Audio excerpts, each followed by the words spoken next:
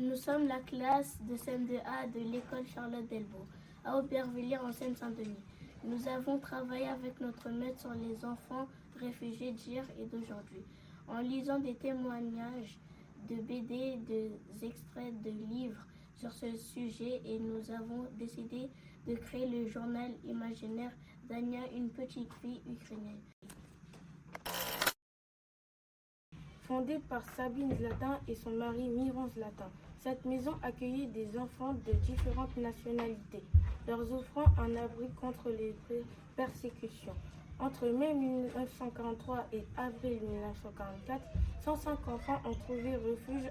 44 enfants âgés de 4 à 7 ans ainsi que leurs éducateurs furent arrêtés, déportés et assassinés à Auschwitz. Seule une éducatrice, Léa Feldblum, survécut à la déportation.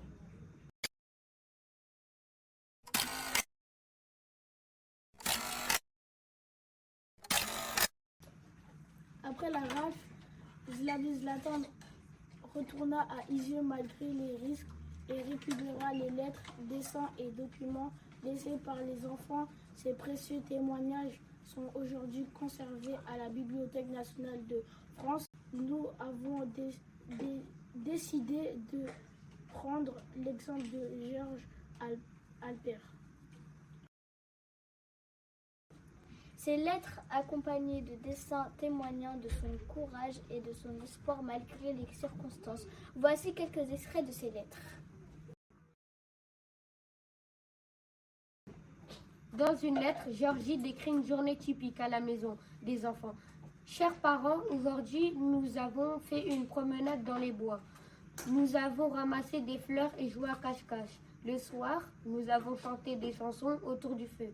Je vais bien et je parle. Georgie exprime aussi ses sentiments de tristesse et de solitude. Chers parents, je suis un peu triste aujourd'hui parce que vous me manquez beaucoup, mais je sais que vous faites tout pour que nous soyons en sécurité. Je vous embrasse très fort.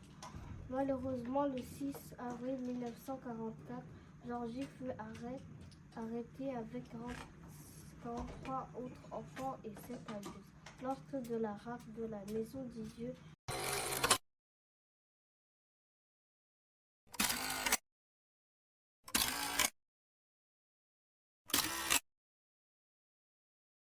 Je m'appelle Anya, j'ai 10 ans et j'ai fait Boucha pour la France. Voici mon journal. 5 mars 2022, la peur.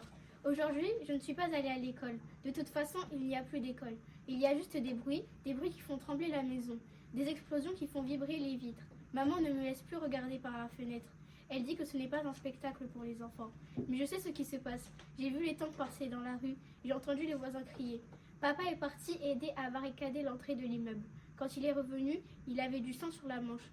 Mais il a dit que ce n'était... Nous avons dû partir. Maman m'a réveillée en pleine nuit. Elle m'a dit de mettre mes chaussures et de prendre mon sac. On s'en va. J'ai voulu emmener mon chat, mais elle a dit qu'on ne pouvait pas. J'ai pleuré, mais elle m'a regardé d'un air si sérieux que j'ai obéi. Dans la rue, il y avait d'autres gens. Des mamans, des enfants, des grands-parents qui marchaient vite. On ne parlait pas. Il y avait des corps sur la route. Je les ai vus, même si maman essayait de me cacher les yeux. On a marché longtemps. J'avais froid, mes pieds me faisaient mal. Maman tenait ma main très... 14 mars 2022, la gare. On a pris un train pour vivre. Il y avait tellement de monde qu'on ne pouvait même pas s'asseoir. Une dame a laissé maman prendre sa place. Mais moi, je suis restée debout. Des bébés pleuraient. Moi, je n'ai pas... 20 mars 2022, la frontière. On a attendu des heures pour passer la frontière. Il faisait froid, mais il y avait des gens gentils qui donnent du thé chaud. 2 avril 2022, l'avion pour la France. On a pris l'avion pour la première fois. Je n'avais jamais... Le 10 mai 2022, l'école en France. J'ai commencé l'école ici. Les enfants me regardaient bizarrement. Je ne parlais pas bien leur langue, alors je restais silencieuse. La maîtresse est gentille. Elle m'a donné un cahier neuf. Je le gardais près. 18 juin 2022, papa. Aujourd'hui, maman a reçu un appel. C'était papa. Il est vivant, mais il ne peut pas venir, pas encore. Il a dit qu'il nous aime et qu'il est fier de moi. J'ai pleuré longtemps après. Mais cette fois, ce n'était pas seulement de la... 3 juillet 2022.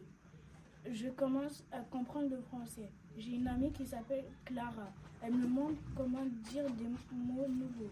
Aujourd'hui, elle m'a appris courage. Maman dit que j'en ai beaucoup. Moi, je ne sais pas.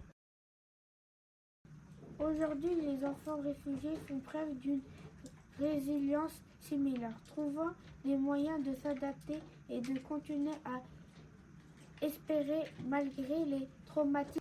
La mémoire des enfants d'Isieux est préservée à travers des mémoriaux, des expositions et des programmes éducatifs. Ces interactifs visent à sensibiliser les générations futures au danger de l'intolérance et de la haine. De même, les histoires des enfants réfugiés d'aujourd'hui sont documentées et partagées pour éveiller les consciences et promouvoir l'empathie